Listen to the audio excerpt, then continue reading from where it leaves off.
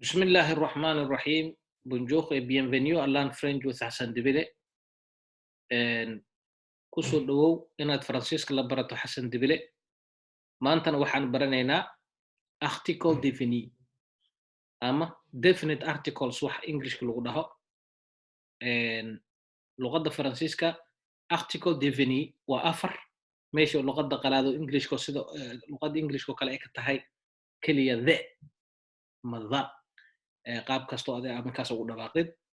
Marka article défini waa afar Faransiiska waa le, la, le iyo la apostrophe afartan waaye.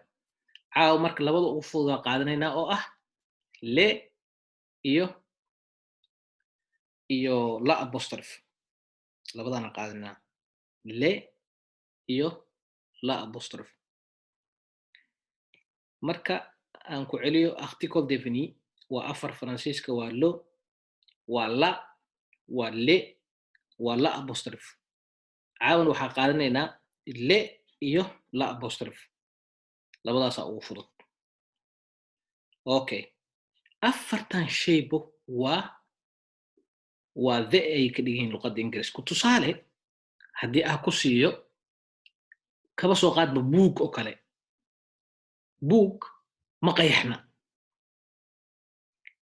Article défini marka la soo gaabayo luqadeena Soomaali waxaa la dhahaa erey qeexan iyo waxaan qeexnay. Haddii aan ku dhahdo buug iyo haddii aan ku dhaho buugga laba shay kaliya. Buug haddii aan ku dhaho waa nooc min albuug ma cayimna, laakiin haddii aan ku dhaho buugga waa buuga isla naqaan. Okay, marka saasoo kale waaye. Le waxaa loo isticmaalaa jamaca. Les tables, les chaises, les voitures. Tusaale le waxaa loo isticmaalaa jamaca. Hadda les tables waa the tables, miisaska. Les chaises waa kuraasta. Les voitures waa baabuurta. Hadda voiture iyo chaise iyo table haddii aad dhahdo miis kuraas iyo baabuur aad dhahdo, laakiin baabuurta kuraasta miisaska marka aad dhahdo waa cayimtay. Okay, waa midida koowaad, waa mid fudud. Wax kasta oo jamc ah loo isticmaalaa, ama nin micnaha ha ahaado erey dhadig ha ahaado ama erey lab ha ahaado. Le waxaa loo isticmaalaa wax kastoo jamc ah dhahnay. Les tables, les chaises, les voitures. Tusaale les tables waa miiska, les chaises waa kuraasta, les voitures waa baabuurta ama gawaarida. La oo apostrophe oo maxaa la dhahaa hakad ku jiro waxaa loo isticmaalaa marka uu xarafka ka bilowdo shaqal ama xarafka ha oo luqadda Ingiriiska loo yaqaan h. Okay, tusaale l'hôpital, l'homme, l'hiver, l'arbre.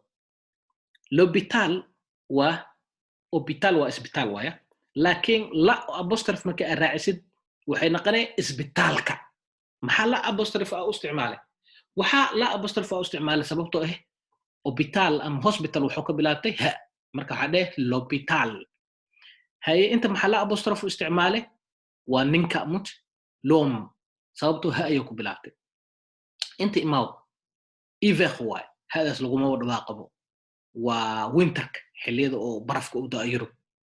maxaa la apostrophe u isticmaalay? La oo hakad ku jiro maxaa u isticmaalay? sababtoo ha ay ka bilaabtay hiver. L'hiver waa winterka xilliga oo maxaa la isaga oo jiilaalka ah.